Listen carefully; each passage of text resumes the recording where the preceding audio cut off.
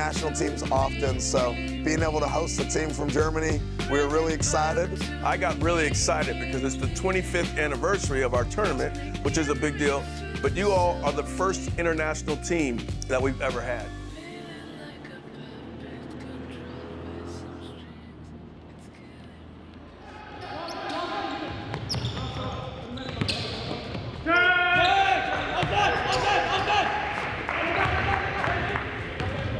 Lass die Körper starten. Von Anfang an hier. Das ist das, über das wir geredet haben. Das gibt es nicht. Wir sind hier und wir sind stark zusammen. Ich bin der Olli, bin 31 Jahre alt, bin seit diesem Sommer Akademieleiter in Urspringen und darf jetzt die NBBL-Mannschaft bei ihrem USA-Trip 2024 betreuen.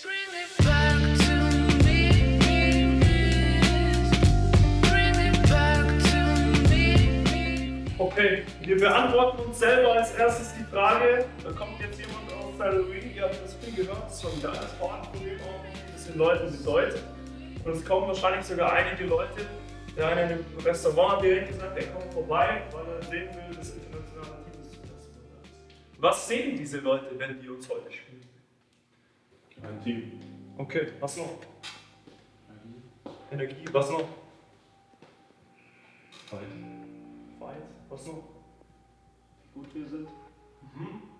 Was noch? Dass wir besser sind als dieser amerikanische Eishockey. Nice, okay, das ist so in die Richtung, wo wir hin möchten. Das heißt, was sehen die Leute? Die sehen, dass wir ready sind für diese Athletik, für diese krasse Einstellung, die haben, für die Physis, dass wir das matchen können. Und nicht nur matchen, sondern dass wir sogar noch einen Schritt weiter gehen und sagen, okay, wir können sogar noch mehr als die. Das sollen die Leute sehen. Da soll jeder aus der Halle gehen und sagen, wow, krass, okay, dieses Team aus Deutschland, das kann ja richtig geil verteidigen, das kann richtig fighten füreinander und die bewegen den Ball auch noch geil. Lasst uns genießen, dass wir hier sind, lasst uns genießen, dass wir die Einzigen sind, die das machen. Ja? Kein anderes internationales Team vor uns und wahrscheinlich auch nicht mehr nach uns und let's compete. Okay.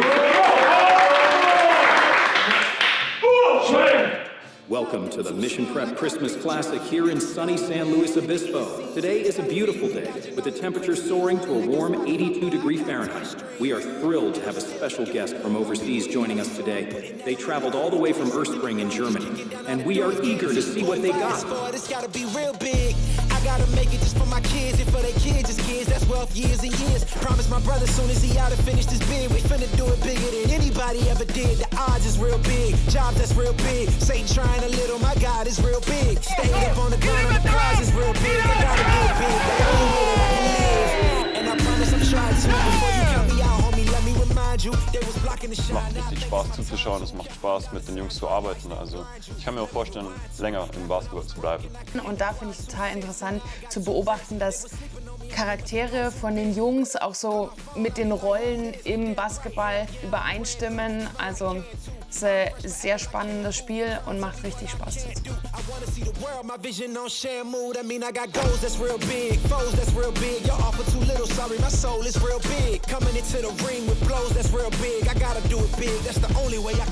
Playing a team with international players is something our players will probably never experience again. So for them, it was definitely a great way to measure how they are against their peers. But it was a great battle, and it was really, really fun to see them come out here and play. I gotta do it big, gotta do it big. That's the only way to live. Come on, yeah, come on.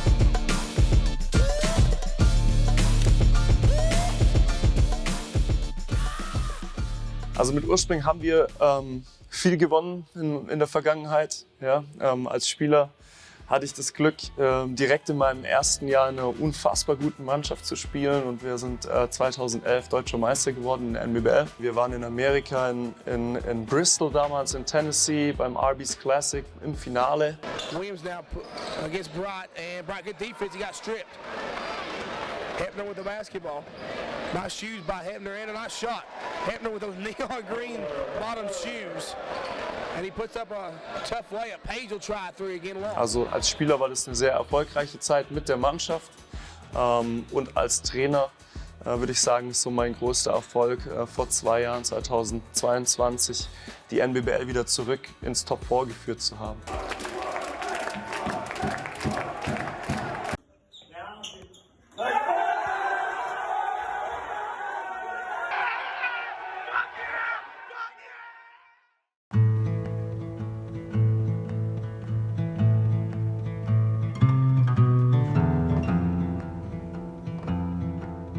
Callum hat sich vor ungefähr 3,5 Wochen im Pro B-Spiel in Erfurt ein Bänderriss zugezogen.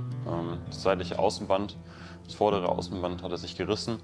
War eine harte Situation, weil der Amerika-Trip bevorstand. Wir sind dann direkt zu unserem Teamarzt nach Ulm gegangen, der dann die Diagnose gestellt hat. Und dann haben wir direkt alles darauf ausgelegt, dass die Reha möglichst gut, möglichst schnell läuft, dass er hier in Amerika wieder fit ist, um zu spielen.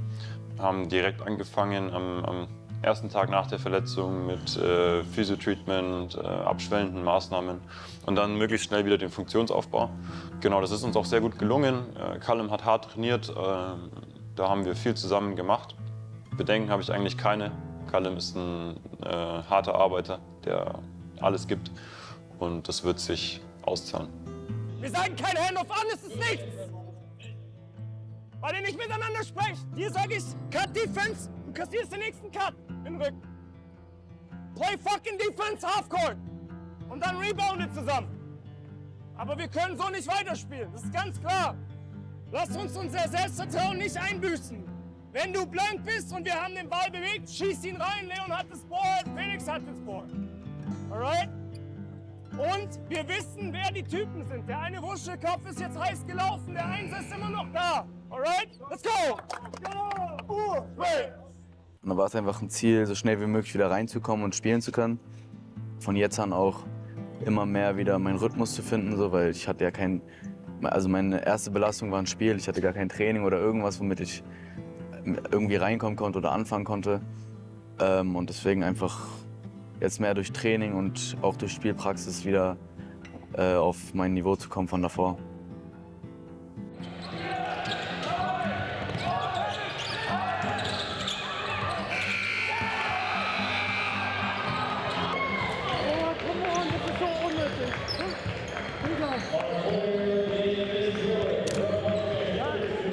I would love to play against you guys again. It was a great challenge. Just shows that we could play with some top teams, even though some people don't think we could. So I think I'm looking forward to another challenge.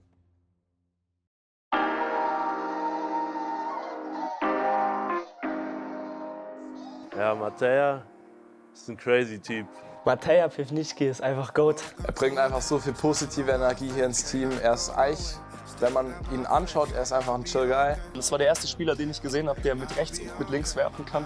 Er ist gerade heiß und ich glaube, wenn wir ihn weiter daran arbeiten lassen, dann kann der schon echt eine riesige Rolle in diesen Turnieren spielen. Mein serbischer Bruder, wir reden fast eine Sprache.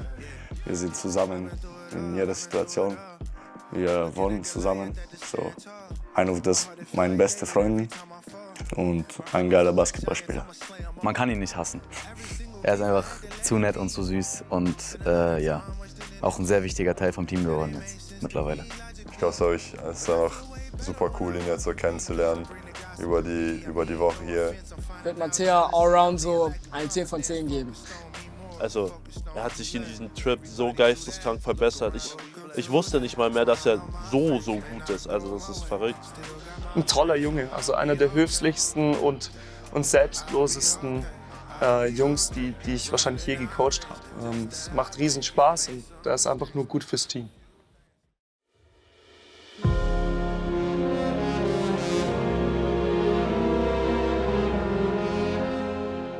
My name is Ron, and I live here in the county. I came down to watch the Classic, and I wanted to watch the team here from Germany, especially.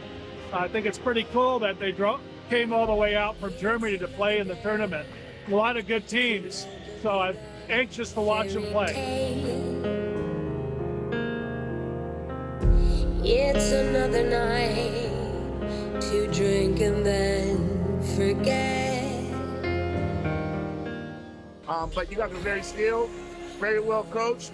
And it's amazing to have that you guys are able to travel so far and bring these boys out to America to play in California and all the other places that you go to. You guys are doing a great job.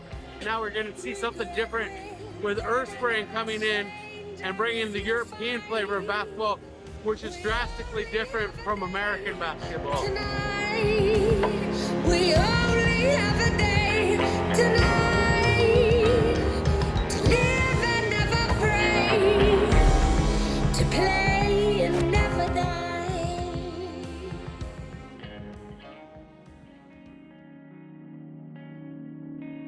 Hey, kannst du dich einfach auf das konzentrieren, was jetzt wichtig ist? Einfach nur, dass deine Mitspieler das jetzt reißen.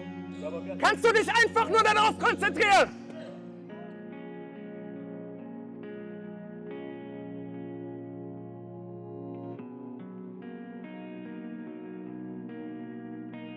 Meine mentale Instabilität ist auf jeden Fall eine Sache, an die ich arbeiten muss. Also, ich meine, egal wie gut ich gespielt habe, sobald ich 4, 5 Sachen habe, die mich aufregen, die nicht gut gelaufen sind, lasse ich mir viel zu leicht anmerken. Und ich glaube, das sollte nicht so sein, dass das Team dann den Fokus auf mich lenkt, weil ich gerade nicht dabei bin mit der Sache. Ja, Pablo kenne ich seit er 13 Jahre alt ist. Und der Junge hat eine unfassbare Entwicklung gemacht bei uns in Urspring. Pablo ist einer der ehrgeizigsten Menschen, die ich kenne. Und manchmal vielleicht auch ein bisschen über ehrgeizig. Und deshalb ist es für ihn noch eine Aufgabe, als junger Spieler zu lernen, auch mit seinen Emotionen umzugehen. Und insgesamt ist Pablo natürlich ein Riesentalent, ja? Einer der besten Spieler in seinem Jahrgang in Deutschland, bringt einen unfassbaren Basketball-IQ mit und ist auch sonst einfach ein toller Mensch. Aber ich glaube, es ist ein Prozess und es ist nicht so ein Schalter, den man einfach abschalten kann, sondern es braucht halt immer Zeit und Arbeit und ich glaube, es wird nicht von einmal auf den anderen Tag wirklich gut sein. Ich glaube, es wird viele Highs und Lows haben und am Ende wird es gut werden, aber es ist auf jeden Fall ein Prozess, den ich jetzt bestreiten muss.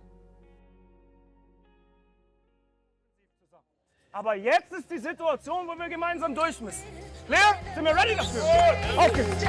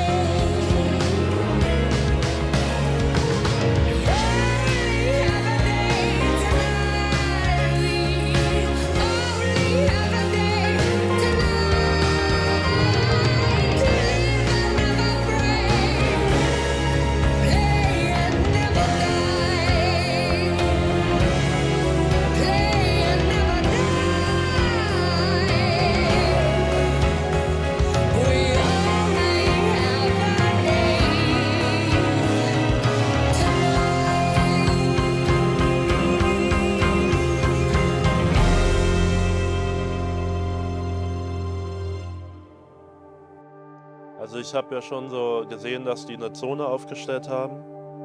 Und dann, ich glaube, wir brauchten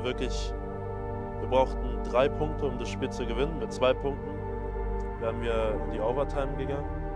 Ich wollte gewinnen, also ich glaube, wir wollten alle gewinnen. Und ich dachte, es gibt keine Zeit für so Pass und dann Wurf, aber... Ich habe mich von dem Moment erstmal mitreißen lassen. Das heißt, so diese Anspannung. Ich war in diesem Spiel auf jeden Fall drin, weil ich wollte so unbedingt das gewinnen. Und dann diese letzte Sekunde, wo der Wurf geflogen ist, habe ich irgendwie nichts richtig gedacht. Ich habe einfach nur geschaut und...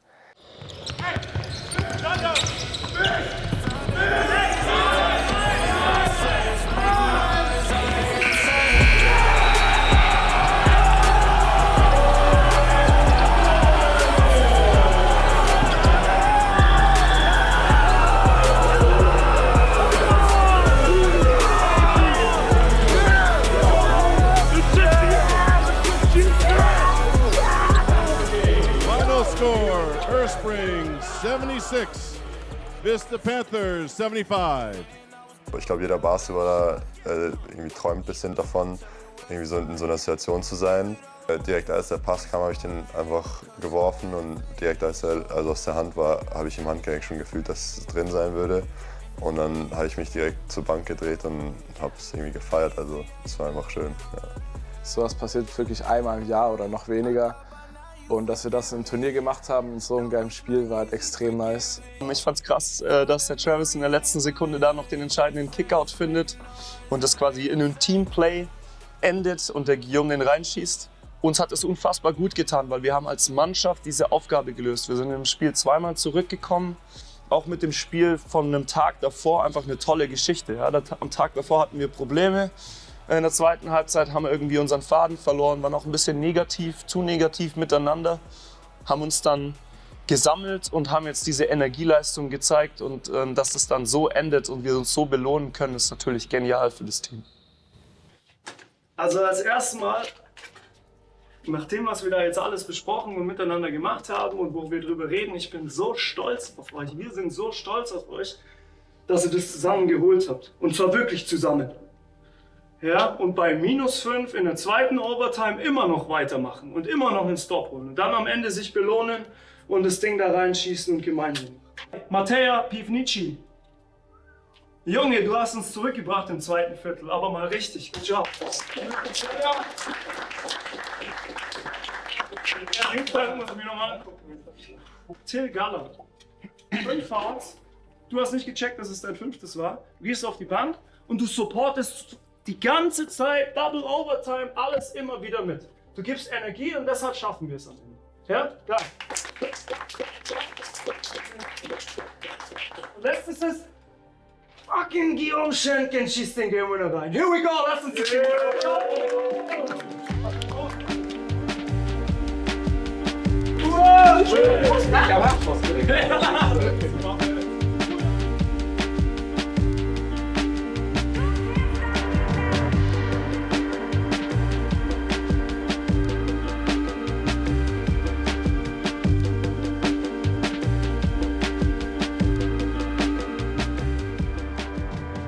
Ja, dass Jenny als Captain hier dabei ist, obwohl der momentan an einer relativ ernsten Rückenverletzung leidet, die er sich kurz vor dem Trip zugezogen hat, ist natürlich absolutes Gold wert. Also es zeigt auch, was für einen tollen Charakter er mitbringt. Das war auch so sein erster Gedanke, hey, was ist mit dem Team? Ich will gerne fürs Team da sein. Ich habe, denke ich, das Beste daraus gemacht und habe halt versucht, einfach das Team zu unterstützen. Und was wir machen, ist Krafttraining, gerade im Bereich so Core, Stability, viel Mobi mache ich auch viel und dann natürlich kann ich noch ein bisschen manuell physiotherapeutisch behandeln. Das heißt, ich schaue, dass er so schon auch immer jeden Tag zweigeteiltes, einmal manuelle Behandlung und einmal Aktivität und Krafttraining kriegt. Ich konnte auf jeden Fall meine Reha gut machen mit Chiara, die hat mir gut geholfen. Und dann habe ich trotzdem angefangen, Krafttraining zu machen, bisschen mal ein paar Würfe nehmen. Das hat dann auch gut getan. Deswegen, also es hat sich schon gelohnt und ich bin auch glücklich damit. Von daher ist es für ihn eine Win-Situation und dann wird es für uns natürlich eine riesige Win-Win-Situation, weil er für seine Mannschaft da ist, weil er unfassbar viel Input auch den Jungs geben kann und der generell ein positiver und lustiger Typ ist, der einfach gute Stimmung bringt und einen Grundoptimismus, der dieser Mannschaft gerade unfassbar gut tut. Und ich bin ihm Jenny da wirklich super dankbar, dass er die Entscheidung getroffen hat, mitzukommen. That's the bling with the blow, but the team is about champions. You can tell by the ambience of this sound. Referee scream, rest in peace, and think twice if you never see me, just no doubt. This ain't no regular thing. I came for the ring, you know what I mean. If you talking, it's hard to be nice. I play with all of my life. You see my name in the lights, better get right. This ain't no regular thing. I came for the ring, you know what I mean. I shoot my shot and it's clean. This is my city, yeah, this is my team. If you're talking, it's hard to be nice. I play with all of my life. You see my name in the lights. Better get right, I'm champion. Jump. War nicht so, wie wir uns das vorgestellt haben. Aber wir dürfen nicht vergessen, wir haben ja noch ein zweites Turnier. Genau. Ja, und nimmt das Positive, wir sind doch alle da. Also keiner ist verletzt, keiner ist krank. Und wir haben gelernt. Wir haben gegen Zone gelernt, jetzt wird Wir haben gelernt, Jungs.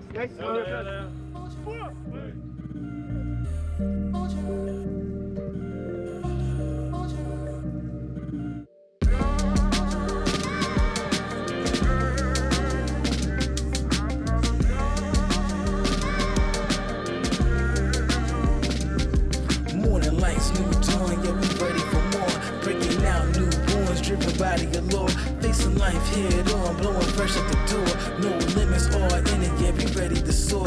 Every step that I take, every move that I make. Anticipating, no more waiting, elevating the stakes. I'm full stride, eyes open, captivating the scene. True life, my time, liberating my dreams. Every challenge that I'm seeking to meet, I'm overcoming, steady grinding, keep my beat to the street. I keep my mind thinking wise, hoping better to keep. Rising high, go get it with the vision to see. I'm getting clever, yeah.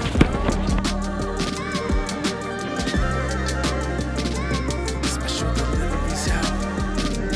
Special deliveries out on the way. I'm on that midday hustle and I'm hitting my stride. Clock ticking, never missing, no reason to hide. City passing while I'm moving and I'm taking it in. Hitting every door, crashing and I'm wearing a grin. Through those alleyways, tucking, navigating the wake. Every package is a hustle, I'm wide and awake. No slowing, improving, baking these cakes moving. Through with the take, ooh, with the thrill I create. Demons are playing, no overstand, I'm feeling my zone. Full control, don't mind if I splash when I make these waves.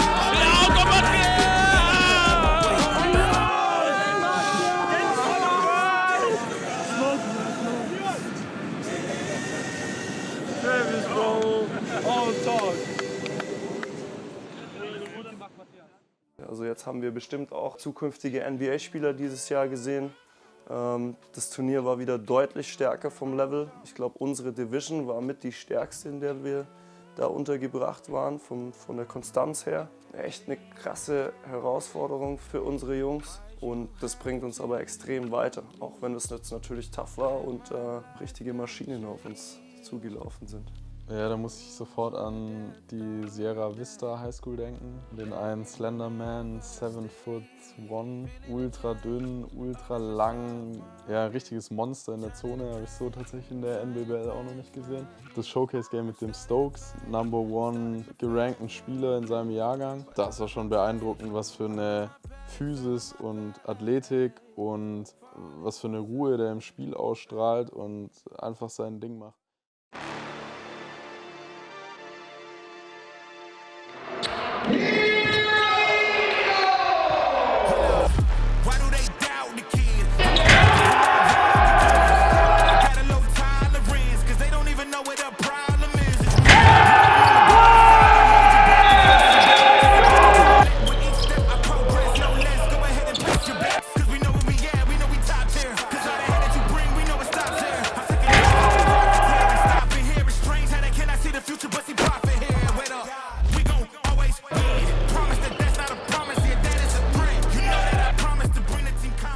Ja, zu den Stärken dieser Mannschaft. Also ich glaube, die Mannschaft bringt ein Riesentalent mit. Sportliche Waffen an allen Ecken und Enden. Also wir haben Guards, die kreieren können. Wir haben super aggressive Verteidiger. Wir haben kreative Spieler. Wir haben Big Man, ja, und was für Big Man. Wir haben Stretch-Vierer. Also wir haben auch sportlich unfassbar viele Waffen. Wir haben Rollenspieler, die ihre Rolle akzeptieren, die alles für die Mannschaft geben. Wir haben tollen Stuff insgesamt. Also letztendlich lebt diese Mannschaft von ihrer Geschlossenheit und von ihrer Ausgeglichenheit und von ihrer Vielfalt auch. Nicht nur sportlich, sondern auch charakterlich. Wir haben ganz tolle Menschen einfach in dieser Mannschaft. Ganz unterschiedliche Charaktere aus unterschiedlichen Situationen, aus unterschiedlichen Lebensgeschichten. Und es ist schön zu sehen, wie die jetzt auf diesem Trip zusammenwachsen und zusammenkommen. Emotional, finde ich, haben wir eine sehr gute Teamchemie off-court. Okay, die Jungs verstehen sich gut, die machen Witze miteinander, hängen auf sich rum. Und das gilt es jetzt noch ein bisschen mehr aufs Spielfeld zu bekommen. Also es wurde quasi, man sieht schon die Entwicklung, dass die Jungs on-court auch miteinander arbeiten wollen. Und ich glaube, wir haben auf diesem USA-Trip schon große Schritte in diese Richtung gemacht. Ich habe mir vorgenommen, die Fehler, die ich davor gemacht habe, zu korrigieren und sie in positive Energie zu der Mannschaft umzuleiten und mir nichts anmerken zu lassen. Und in dem Spiel ist es mir sehr gut gelungen. Ja, ich bin sehr, sehr stolz auf Pablo, der auf dem ersten Turnier noch mit seinen Emotionen gerungen hat und jetzt aber über die Feiertage die Zeit zur Reflexion genutzt hat und dann auch gleich den nächsten Schritt gemacht hat im Umgang mit seinen Emotionen, heute alles ins Positive kanalisiert hat, zu Recht zum Player of the Game gewählt worden ist und einfach zum Sieg heute einen großen Teil beigetragen hat. Echt eine starke und solide Leistung.